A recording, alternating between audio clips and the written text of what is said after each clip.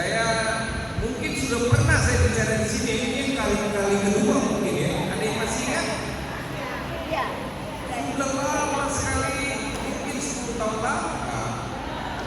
Saya bicara di gereja ini. Ini kali yang kedua saya bicara tentang perempuan. Saya mencintai perempuan karena saya kawin dengan perempuan. Nama saya Leonard Sampi Mauli Pardili. Itu nama lengkap saya. Saya lahir di Binjai, Sumatera Utara, 19 Juni 1968. Ada yang satu usianya saya? 68. Ya, nanti kita satu usia, 56 tahun ya. Saya tamat dari Fakultas Kedokteran Universitas Sumatera Utara di Medan tahun 1995. Datang di Manado bekerja sebagai dokter PPT di Bol sana. Kemudian jadi PNS di Bitung, ambil spesialis kebidanan di Manado, Universitas Manado, tamat 2005. Saya datang di Timika ini mendarat tanggal 26 Juni 2006. Saya masih ingat. Jadi sudah berapa tahun saya di sini? Sudah 18 tahun. Dan mungkin saya pun meninggal dikuburkan di Timika kalau saya meninggal di Timika. Karena anak saya ada di sini, lahir di sini, istri saya juga Labeti lahir di sana Timika. Herlina Revenska Kusum. Kalau ada yang tahu Bapak Kusum, Ibu Ege, Herkul itu mertua saya. Anak tiga, satu di Fakultas Kedokteran di Jogja. Puji Tuhan tahun ini dia koas. Saya berencana dia menggantikan posisi saya ketika saya sudah senior dan saya ingin menikmati hidup jalan-jalan saya. Saya sudah mempersiapkan generasi. Demikian juga ibu-ibu harus mempersiapkan generasi. Saya berbicara tentang ibu-ibu karena apa? Ibu-ibu ini adalah pabrik, bilang pabrik itu kasarnya, tempat di mana anak itu bertumbuh dan berkembang untuk menjadi generasi penerus keluarga. Saya sebenarnya ingin bapak-bapak itu ada di sini, makanya saya tanya ini kemarin, ada bapak-bapaknya? Karena apa? Perilaku bapak-bapak itu yang menyebabkan ibu ini mengalami suatu masalah. Hamil, karena ada bapak kok. Kalau tidak ada bapak, bagaimana mau hamil? Betul tidak? Maka saya berharap ada bapak-bapak di sini. Saya berharap ibu-ibu hamil itu memiliki anak yang berkualitas. Kalau ibu pernah kontrol ke saya ketika hamil, saya selalu katakan, doakan kehamilannya, minta kepada Tuhan harapan ibu atau harapan keluarga terhadap generasi penerus yang akan datang ini mau jadi apa? Apakah ada yang pernah mendoakan, saya berharap Tuhan tolong anak ini menjadi dokter, menjadi pegawai negeri, menjadi perawat, menjadi bidan, menjadi insinyur dan lain-lain. Ada yang pernah mendoakan di dalam kandungannya seperti itu? Ada? Angkat tangan. Tidak ada. Tidak. Mungkin ibu punya anak yang hamil nanti, tolong sampaikan hal seperti itu. Kenapa saya katakan seperti itu? Saya ini adalah produk doa mama saya. Saya tidak pernah ingin menjadi dokter, tidak pernah terpikir menjadi dokter. Mama saya bidan, dia ingin anaknya jadi dokter. Setiap melewati fakultas kedokteran dia selalu berdoa, Tuhan berikan satu kursi buat anak saya di fakultas kedokteran USU. USU itu fakultas kedokteran negeri. Dan doa mama saya itu dikabulkan. Apa pesan moralnya? Doa orang benar itu besar. Mama saya janda. Saya ditinggal bapak saya di usia saya kelas 2 SMA. Supaya ibu mengerti bahwa semuanya itu adalah berfokus kepada Tuhan. Ketika kita fokus kepada Tuhan, maka saya percaya damai sejahtera, doa-doa kita akan didengar dan diberikan sesuai dengan kebutuhan kita. Yeremia 17:7 mengatakan, diberkatilah orang yang mengandalkan Tuhan, yang menaruh harapan yang penuh pada Tuhan.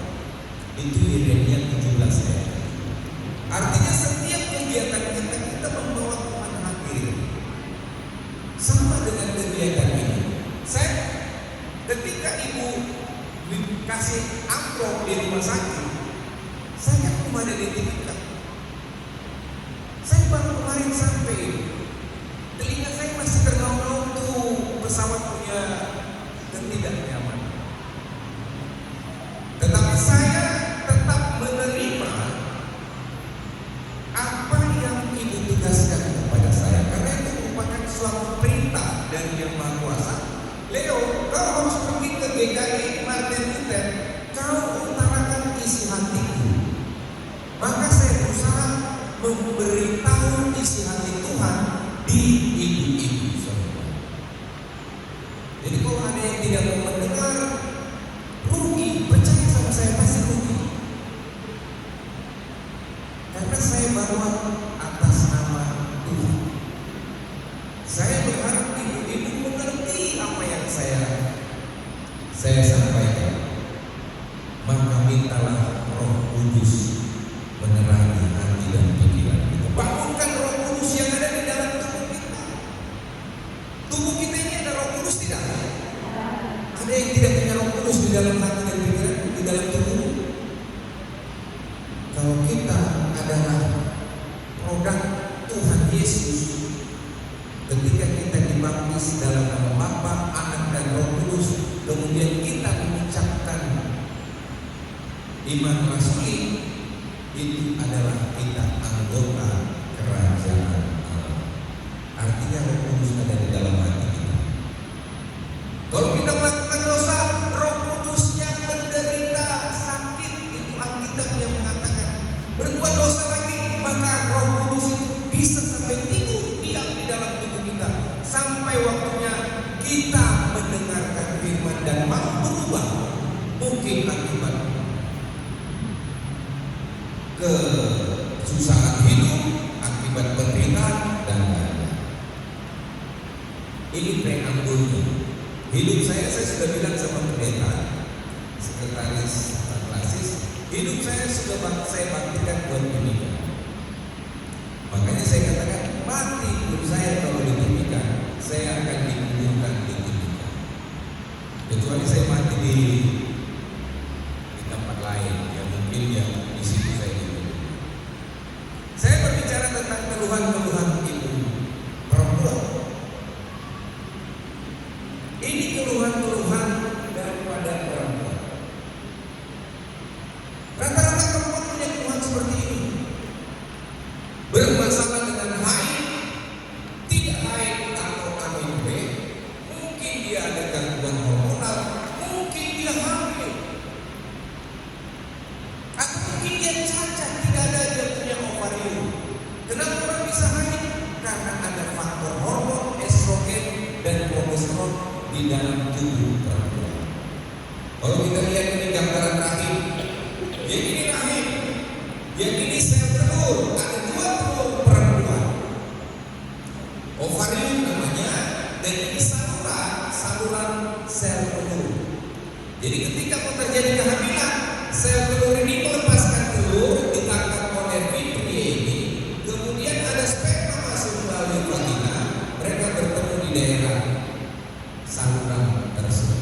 Maka terjadi kehamilan, kemudian ditanamkan kembali ke dalam rahim, bertumbuh, berkembang. Disitulah generasi ibu-ibu yang akan hadir menggantikan kita.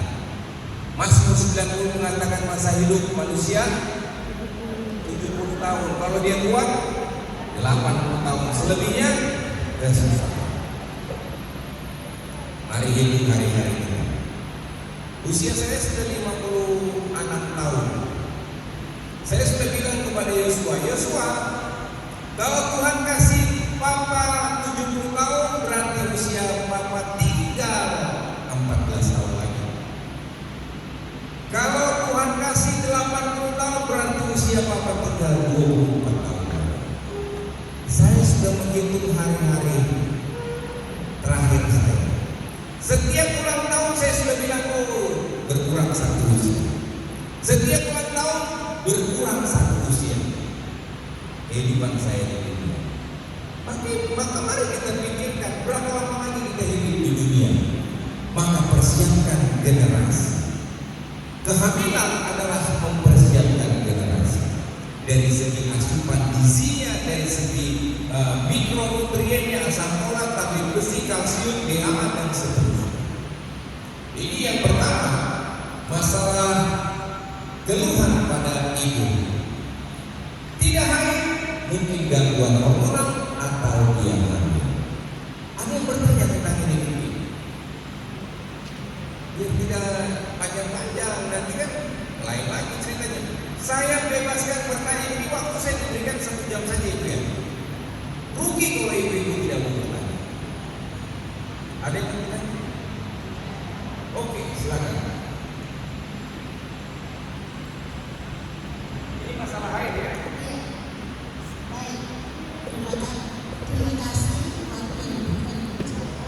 Dan saya mau bertanya, anak di bawah usia sekarang anak di bawah usia 12 tahun atau 14 tahun mereka sudah mens.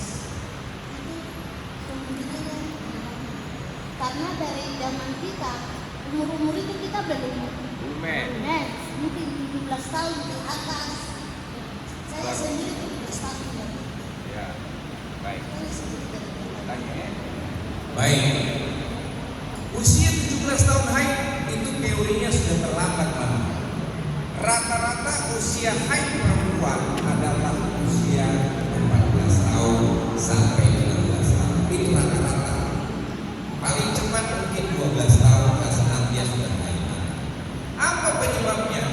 Makanan-makanan kita sekarang, makanan siap saji, ada yang suka makan yang ayam-ayam apa itu? Ayam potong itu adalah ayam suntik-suntik, di mana ayam yang 3 bulan kita bisa konsumsi. Betul. Dulu kan ayam mana ada ayam suntik-suntik? Ayam kampung lepas begitu saja tuh. Sekarang ada orang ternak ayam sampai 1000 ekor, cuma suntik-suntik 3 bulan sudah bisa panen, sudah 2 kilo jual. Itu produk yang banyak hormon. Itu salah satu penyebabnya. Kemudian yang minyak-minyak, dulu kan tidak ada minyak-minyak, dulu cuma bakar, ya. Tapi ketika minyak-minyak ini adalah produk yang bisa menghasilkan hormon. Makin cepat hormon yang terbentuk, estrogen dan progesteronnya, maka makin cepat dia haid. Apalagi di situasi perkembangan teknologi, video-video sudah merangsang otak dan pikirannya untuk menghasilkan hormon. Jadi hal-hal tersebut yang bisa ya, oke. Nah, cuma saya pesan satu lagi, jaga anak-anak perempuan. Beberapa kali kasus-kasus di mana anak perempuan yang masih SMP, SMA sudah hamil. Kenapa mereka bisa hamil? Karena bergaul. Maka ketika saya memberikan materi kesehatan reproduksi remaja, saya tanyakan apa cita-citanya. Ada yang cita-cita menjadi dokter, ada cita-cita mau bidan, ada cita-cita menjadi polisi. Tetapi ketika dia sudah hamil, apakah cita-cita itu tercapai? Teori mengatakan banyak gagal, banyak yang putus sekolah, akhirnya patah di tengah jalan. Harapan mama ingin anaknya jadi perawat atau bidan, gagal. Yang salah siapa? Maka orang tua harus introspeksi. Jangan bunuh anak itu. Jangan. Karena yang salah kita. Pengawasan kita terhadap anak bagaimana? Apakah dibiarkan dia pacaran? Apakah pacaran itu sudah waktunya? Saya katakan, kamu bisa pacaran kalau kamu siap menikah. Karena pacaran itu akan menyebabkan getaran-getaran hormon. Orang pacaran tidak mungkin jauh-jauhan, satu di sana, satu di sini. Apa mungkin? Ibu pacaran dulu bagaimana? Dekat, nempel tuh. Kalau nempel apa akibatnya? Ada rangsangan itu alamiah, semua orang akan terangsang hal seperti itu. Maka mungkin akan terjadi perilaku-perilaku yang seharusnya tidak terjadi.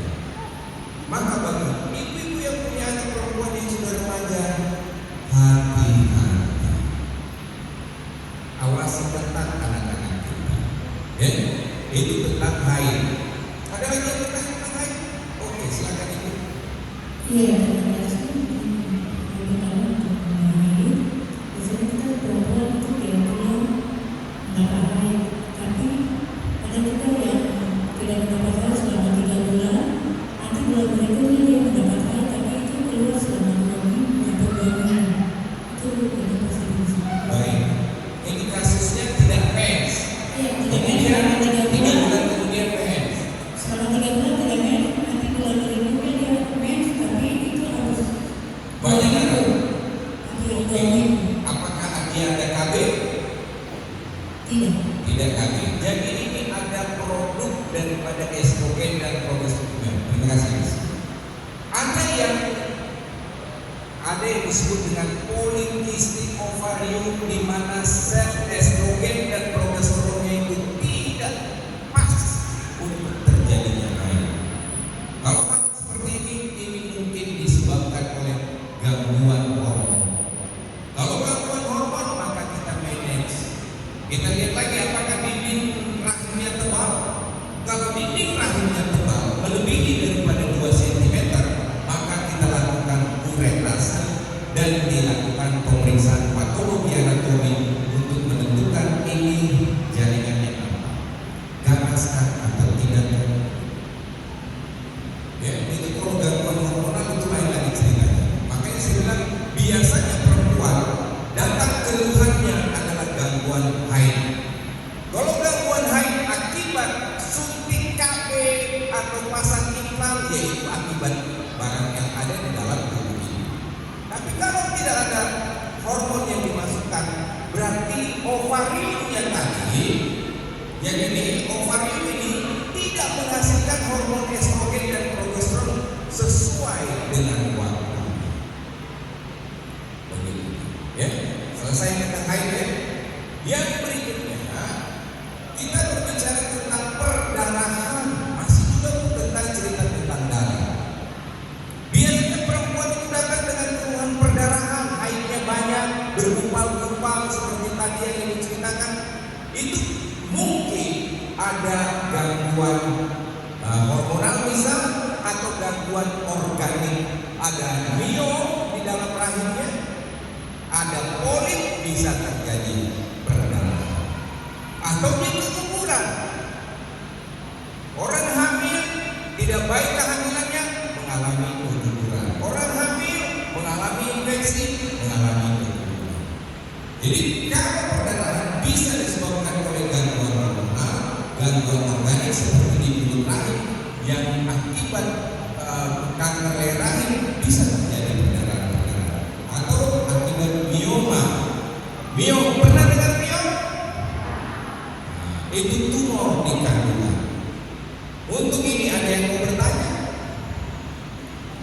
sikat habis semua ini masalah-masalah keluhan-keluhan hidup kami.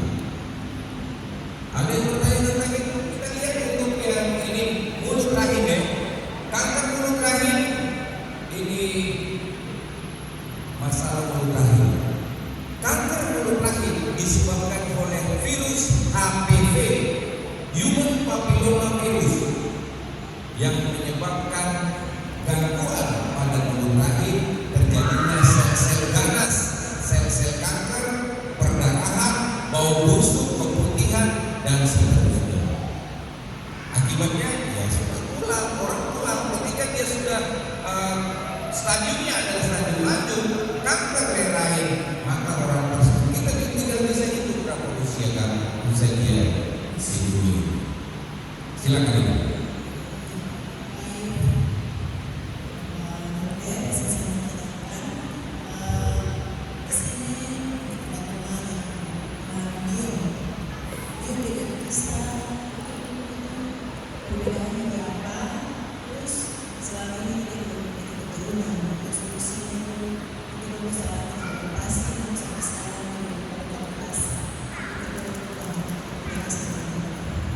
Seorang ibu dengan anemia dan kista. Anemia dan kista. Kemudian yang kedua, sampai sekarang dia belum punya keturunan. Umur berapa itu? Masih 40-an sudah berat ya. Karena usia 40 tahun ke atas, perempuan itu sudah disebut dengan pre-menopause syndrome. Suatu akibat daripada sel telur yang sudah tidak baik lagi dan hormon-hormon estrogen dan progesteronnya sudah mulai berkurang. Apa beda kista dan miom? Kita lihat, kalau miom itu ada di rahim, dia nempel di rahim membentuk tumor, makin besar, bisa dia nempel di sini, bisa dia di dalam, bisa dia di sini, di mana-mana bisa. Tapi nempel dengan rahim.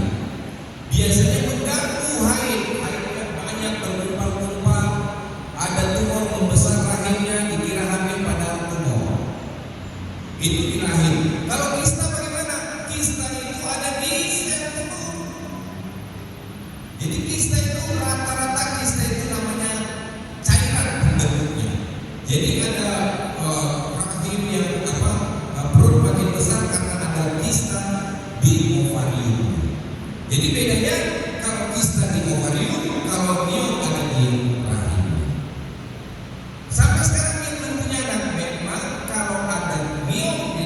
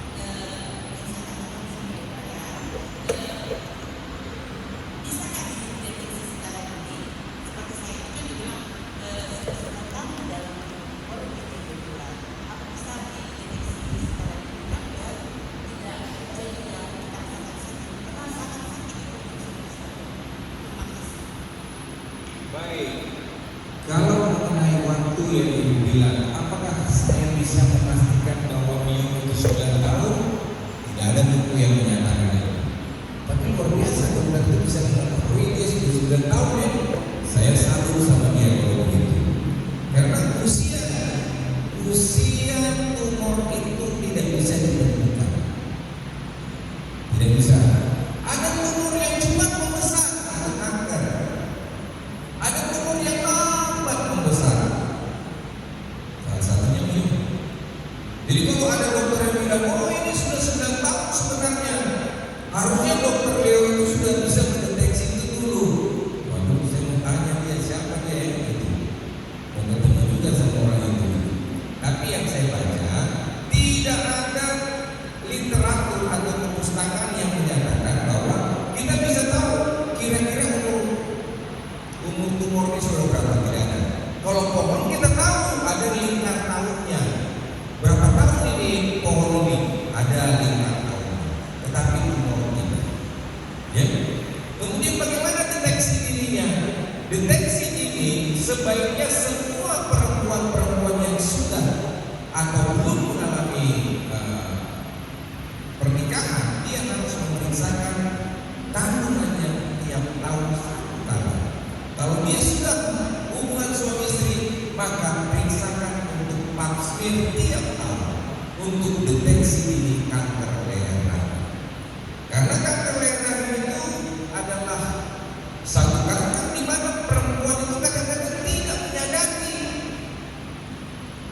Sudah stadium lanjut.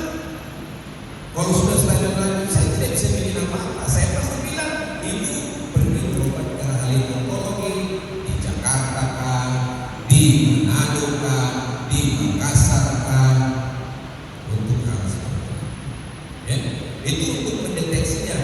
Periksalah 1 tahun 1 kali untuk mengetahui apakah ada tumor, mulut rahim kita bagaimana, supaya kita tidak tiba-tiba sudah stadiumnya lah. Begitu ini. Jadi untuk hal-hal tadi usia tumor saya tidak bisa. Buku tidak ada menyatakan langsung. Ada lagi? Tidak ada? Kita lanjutkan. Ibu-ibu ada yang bertanya tidak? Oh tidak. Baik. Tentang kanker leher rahim ini dia masih perdarahan ya. Gejala-gejala kanker leher rahim biasanya kalau hubungan suami istri berdarah. Berdarah bukan cuma 1 kali ya. Jadi berulang lagi hubungan lagi berdarah. Nah itu sudah artinya ada masalah. Datang ke dokter untuk periksakan mulut rahim.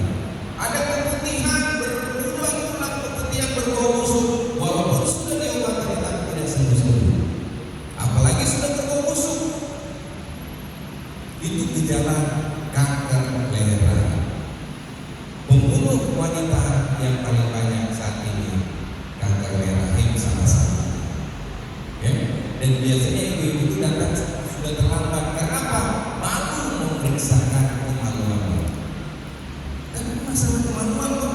Jadi rata-rata ibu-ibu itu malu. Padahal wajib sebenarnya. Ya? Ini gambaran-gambaran mulut rahim ini mulut rahim yang saya sampai dia kanker di sini dia sudah perdarahan. Apa penyebab kanker leher rahim? Risikonya adalah perilaku seksual. Jadi masalah-masalah hubungan seks ini sangat banyak akibatnya. Hubungan seks kurang dari 20 tahun, potensi untuk mendapatkan kanker leher rahim itu ada. Berganti-ganti pasangan, dia tidak setia dengan satu pasangan. Misalkan kalau perempuan kan, makanya saya bilang laki-laki itu harus ada di sini. Kenapa? Yang jahat, yang banyak sekali melakukan hubungan seksual di luar pernikahan adalah rata-rata laki-laki. Ada juga sih perempuan tapi kecil sedikit. Tapi kalau laki-laki mungkin banyak daripada perempuan. Jadi kalau partner seksnya banyak, maka kemungkinan dia akan menularkan virus HPV ke dalam perempuan itu dan mungkin dia akan mengalami infeksi HPV dan kanker leher rahim. Pasangan seks yang berisiko tinggi dan kalau hubungan seksnya banyak, maka laki-laki itu membawa atau laki-laki yang pernah menikah dengan perempuan yang mengidap kanker leher rahim, kemudian laki-laki itu menikah lagi dengan perempuan lain dan kemungkinan perempuan itu akan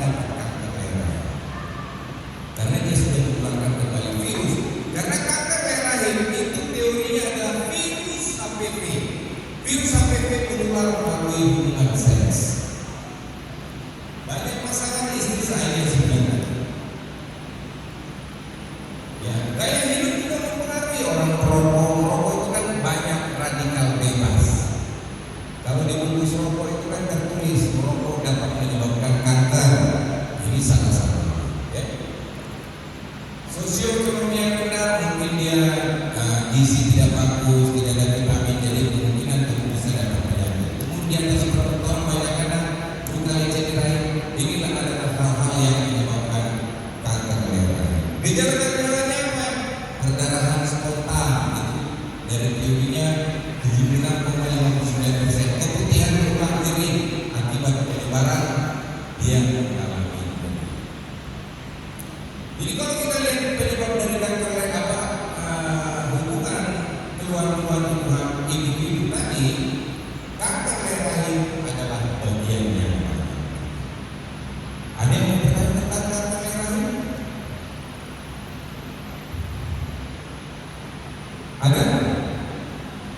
Tidak ada? Kita lanjutkan. Lanjutkan.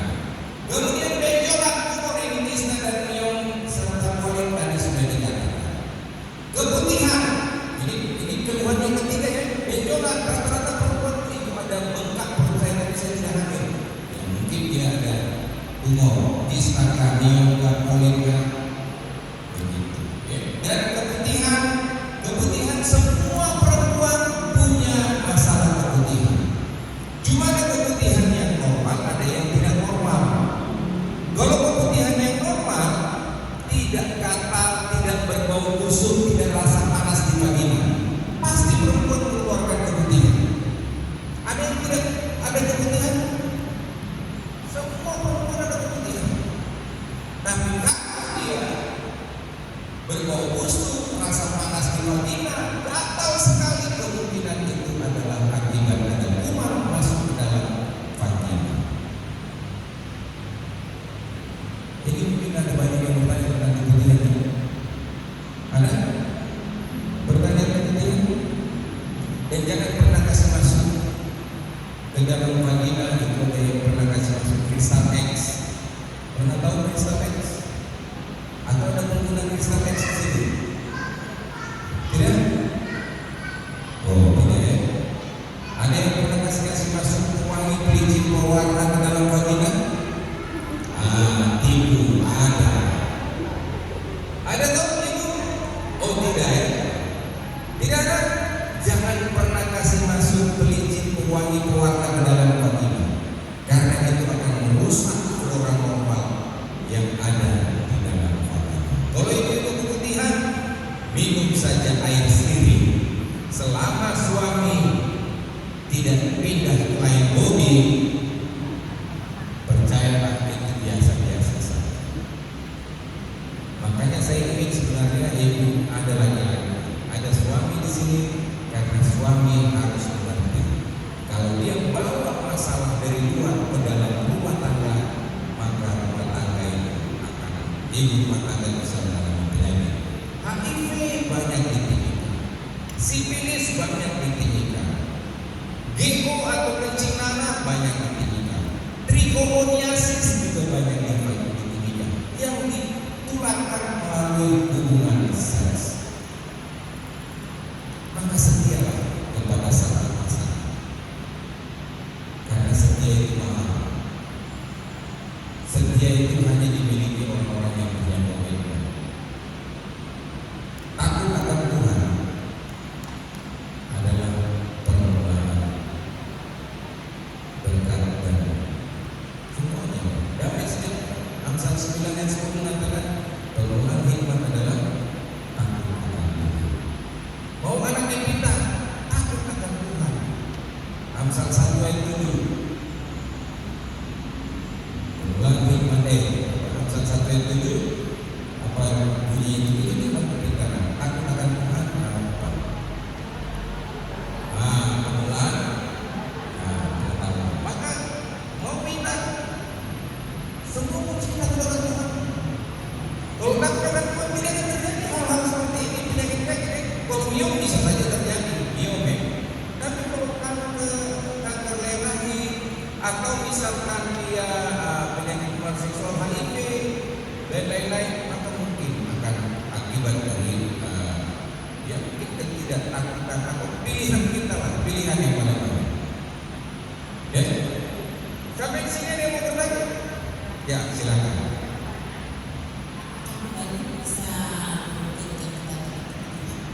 Palu. Ya. Baik, pembalut ada pun yang jual-jual pembalut sama saya itu namanya pencegah kanker leher. Jangan dipercaya. Yang jelas kalau sudah tahu penyebab kanker leher, apakah pembalut bisa mencegah?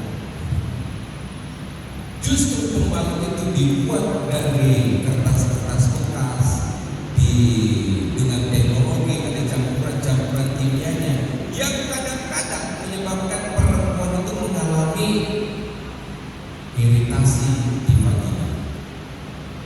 Merah vagina saya ya, gatal lagi, sakit. Biasanya perempuan-perempuan kalau mens pakai pembalut ada mengalami iritasi seperti itu. Jangan gunakan, karena itu alergi yang disebabkan oleh pembalut. Jadi pakai apa dokter? Masa kita tidak pakai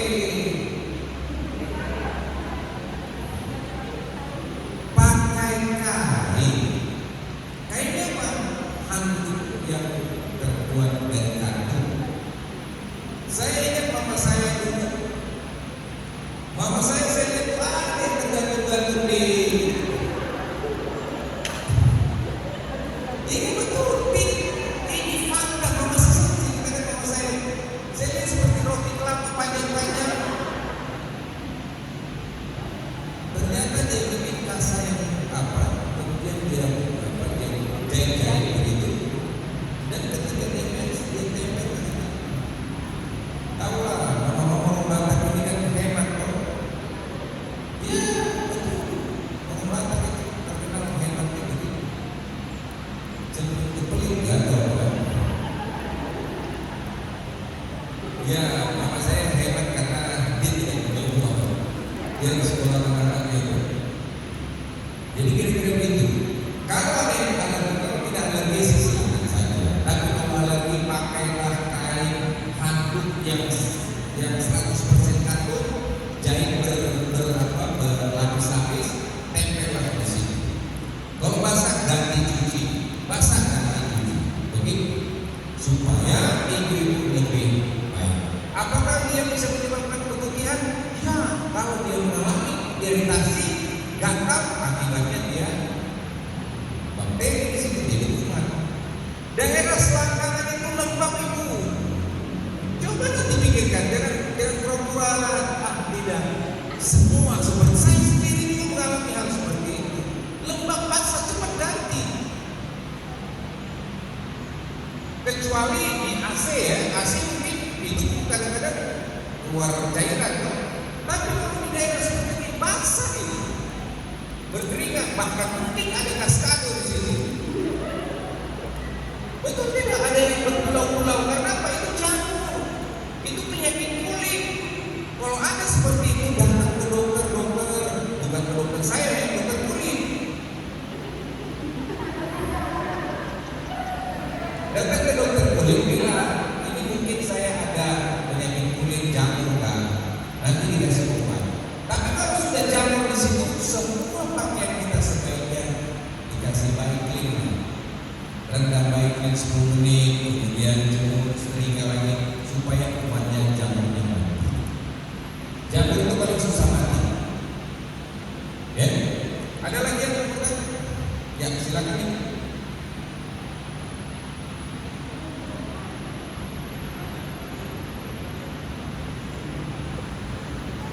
Terima kasih atas kesempatan yang diberikan.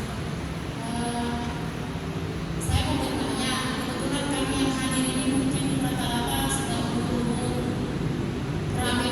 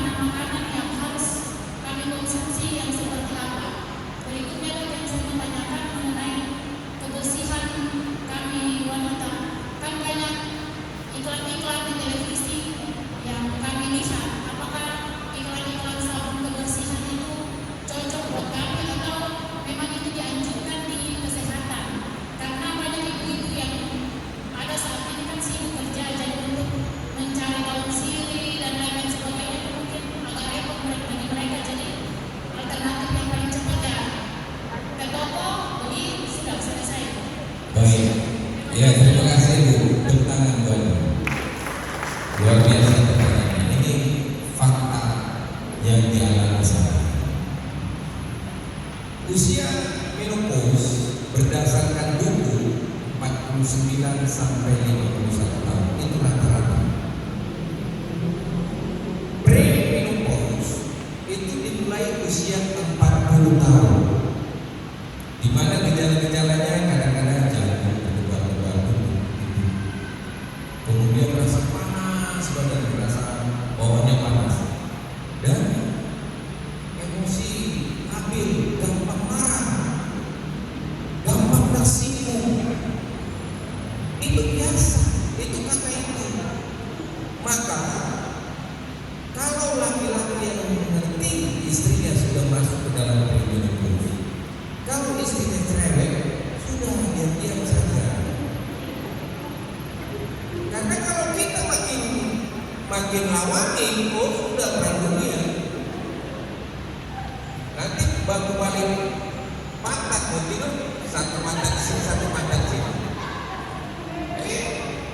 Padahal biasanya pelukan kalau dia tidur. Ini tidak, karena ketersinggungan sedikit saja, masalah anak tersinggung, masalah ini tersinggung, masalah istri tidak lurus atau suami dia makan cuma begitu saja lempar begitu. Istri marah-marah.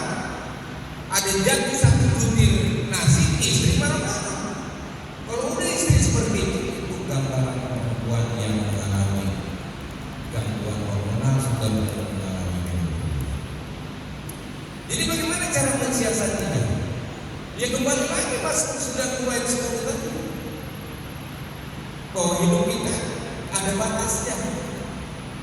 Maka kembali lagi ke iman percaya kita, bahwa kita percaya Yesus adalah Tuhan, Yesus adalah juru selamat kita, Yesus penebus kita, dan kita tahu usia kita berapa tahun lagi. Maka kita berpikir, ya jangan mesti marah-marah. Itu secara rohani. Kemudian yang kedua, olahraga. Olahraganya apa? Olahraga rutin, itu cuma jalan kaki saja, penting berkeringat. Yang ketiga apa? Makan tidak boleh berminyak. Stop gorengan. Jangan pikir makan gorengan itu sehat ya. Gorengan itu banyak radikal bebas sehingga potensi menyebabkan tumor. Coba lihat sekarang banyak orang tumor kan? Karena apa? Banyak makan gorengan, goreng pisang, goreng ubi, goreng ikan dan lain-lain.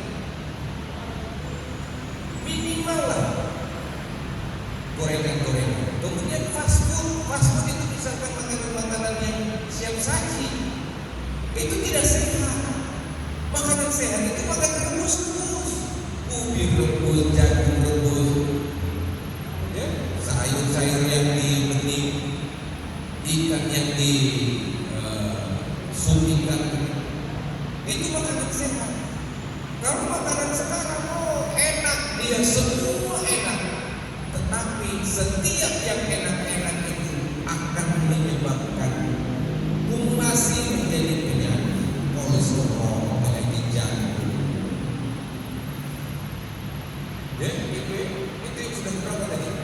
Kemudian konsumsilah jeruk nipis. Kalau ibu-ibu itu, saya punya Facebook atau YouTube, itu ada edukasi bahwa jeruk nipis itu adalah satu anti radikal bebas.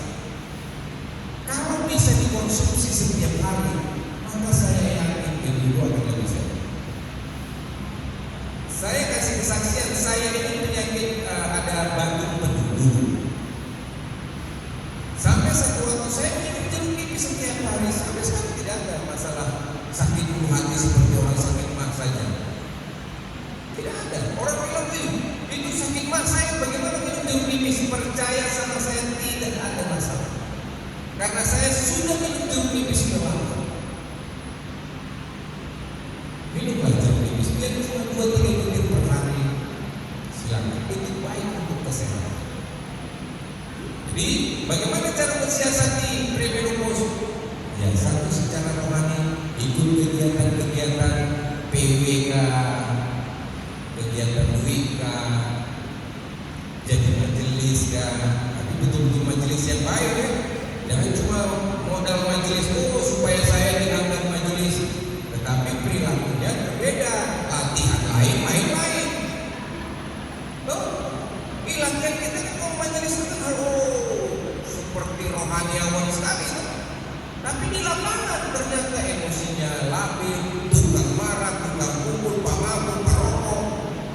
itu bukan gambaran majelis. Jadilah betul-betul pengikut Kristus. Kalau kita katakan kita Kristen, Kristen itu pertama sekali istilah itu ada di Jemaat Antioquia. Artinya pengikut Kristus, pengikut yang melakukan hukum kasih, mengasihi Tuhan Allah dan mengasihi sesama. Matius 22 ayat 37 sampai 40 itu kan hukum kasih. Di Warang 20 juga menyatakan itu 10 hukum Taurat, 10 hukum yang dikasih kepada Musa itu hukum kasih. Hukum yang pertama sampai keempat itu berbicara tentang hubungan manusia dengan Allah. Hukum yang kelima sampai ke 10 itu berbicara hubungan manusia dengan manusia. Maka disempurnakan di Matius 37 ayat Matius 22 ayat 30 sampai 40 hukum kasih. Kasihlah Tuhan Allah dan segala kalau dan segala itulah hukum yang utama dan pertama. Hukum yang sama dengan itu kasih sama manusia seperti diri sendiri. Pada kedua hukum itulah terkandung seluruh hukum Taurat dan kitab Allah. Jadi semuanya itu kembali kalau kita sudah berbicara di gereja, maka perilaku kita harus seperti Kristus. Jangan nanti pulang dari gereja sudah lagi yang lain lagi kita bicarakan lain lagi di luar. Maka pendeta kan selalu bilang, jangan cuma jadi pendengar firman saja, harus jadi pelaku, bukan pelakor ya, pelaku firman Allah. Amin. Ada yang mau bertanya? Kalau tidak saya selesaikan. Tidak ada? Oh, satu. Ibu-ibu, saya lebih mengajukan tanam sendiri. Tanam sendiri-sendirinya, tanam sendiri gininya. Ini tahu fungsi gini? Ada yang tidak tahu saya berdiri di sini? Orang Manado ada di sini kan? Saya gini. Ada orang Manado? Mana orang Manado? Ayo. Tahu kok gini? Saya di rumah ada tanam gini. Tujuannya apa? Untuk buang air besar. Orang yang rutin minum sayur gini kuahnya dan makan sayurnya, saya yakin setiap hari dia buang kotoran belakang. Hati-hati orang yang tidak buang kotoran belakang, potensi terjadi kanker usus. Daripada memilih kolaks dan lain-lain, ngapain lebih bagus? Masa sayur gini, bagaimana supaya enak? Ya, bikin aja sup apa, sup ikan kayak, sup tulang kayak, sup apa kayak, kasih masuk gini di dalam. Minum kuahnya belakang saya. Itu tanaman keluarga namanya, manfaatkan lapangan yang kalau ada, kalau tidak ada itu ya teman-teman bilang tanam di pot sudah. Ya biasa tanam di pot. Apa ya? Tuhan berikan kita akal dan pikiran. Maka takut akan Tuhan dalam Psalm 9 ayat 10 itu. Permulaan hikmat adalah takut akan Tuhan. Supaya kita berhikmat. Tahun ini bukan tahun-tahun yang gampang, tahun yang sulit. Percaya pada itu. Keuangan mungkin akan susah. Di Jawa sudah mulai. Ya mudah-mudahan kita tidak terkena. Begitu ya. Tetapi kalau pun menggunakan tadi, saya kan sudah katakan jangan kasih masuk sesuatu ke dalam pot ini. Jangan kasih masuk pelicin wangi warna ke dalam pot ini. Tidak perlu. Bau vagina memang begitu. Betul, pasti ada baunya. Coba cium sendiri. Oh, begitu udah kita bebas. Ya. Tapi kalau terlalu bau berarti ada masalah. Kalau baunya biasa-biasa, ya sudah itu biasa. Baunya begitu. Kalau saya sudah biasa, kan saya lihat tiap hari dia berarti. Iya betul. Tidak ada usah saya tiap hari lihat vagina. Saya tahu ini berdasarkan. Jadi begitu ibu-ibu, ya. Kalau boleh pakai sabun sirih, sabun di luar saja, ya. Minum air sirih untuk kepentingan untuk serat-serat apa yang lebih besar katanya. Kalau perempuan ini kan mau sempit, laki-laki biasanya kan. Betul. Olahraganya apa? Olahraga kegel. Perempuan mesti olahraga kegel. Karena seksiologi itu penting kita di dalam rumah tangga. Jangan perempuan lain lebih menjanjikan sesuatu, sementara di rumah tidak menjanjikan sesuatu. Akibatnya apa? Aduh, laki-laki ini kurang pakai ekor. Maka perempuan harus pintar-pintar belajar tentang seksiologi, belajar mengenai bagaimana supaya vagina itu tetap bagus. Ya, mungkin begitu. Ada lagi? Habis ya? Kalau tidak ada lagi, take home message-nya. Ini pesan yang ada di bawah. Semuanya kuncinya adalah takut akan Tuhan. Setiap ada satu pasangan seksual. Kalau setiap pada satu pasangan seksual, maka tidak akan terjadi masalah penyakit menular seksual. Bisa? Takut akan Tuhan. Ayo kita sama-sama perhatikan, kita berdiri dulu. Stand up. Kita sama-sama mengatakan takut akan Tuhan. 1, 2, 3. Takut akan Tuhan. Sekali lagi. Takut akan Tuhan. Sekali lagi. Takut akan Tuhan bukan berarti seperti melihat hantu ya. Tidak. Takut akan Tuhan artinya ketika kita tahu hukum Tuhan, kalau Tuhan larang jangan kerjakan. Tuhan larang jangan sakiti hati teman, jangan dikerjakan. Kalau kita bilang kita takut akan Tuhan, kita punya waktu buat Tuhan. Setiap kegiatan kita memulai, kita berdoa, Tuhan tolong hadir di dalam kehidupan saya.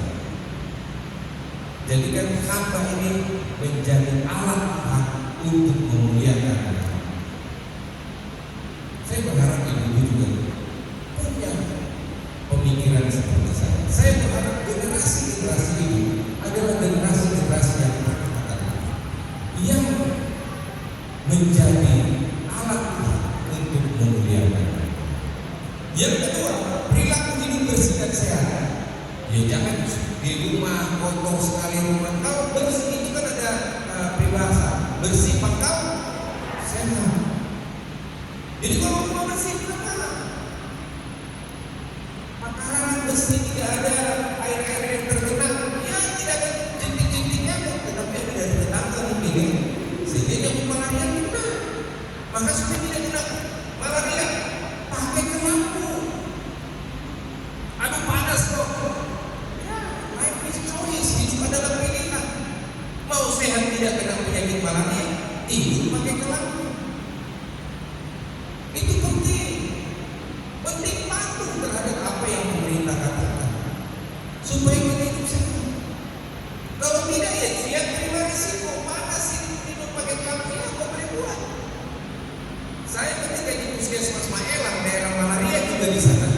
Saya tahu, saya tidur di dalam lampu, saya beli lampu, tidur di dalam lampu. Saya tidak pernah digigit nyamuk di sana. Tidak ada.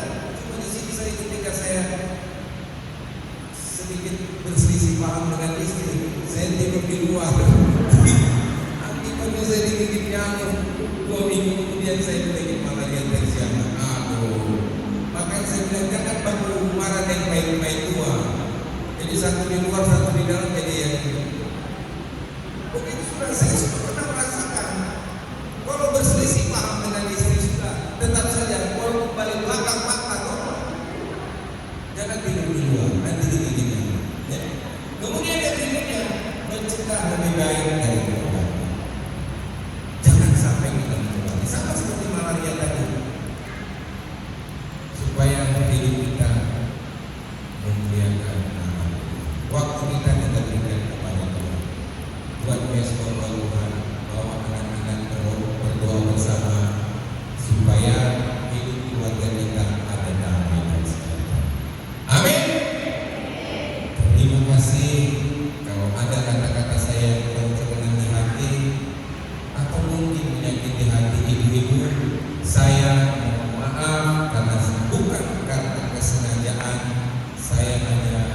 memberitakan isi hati Tuhan melalui kompetensi saya. Tuhan Yesus menyertai kita semua. Amin.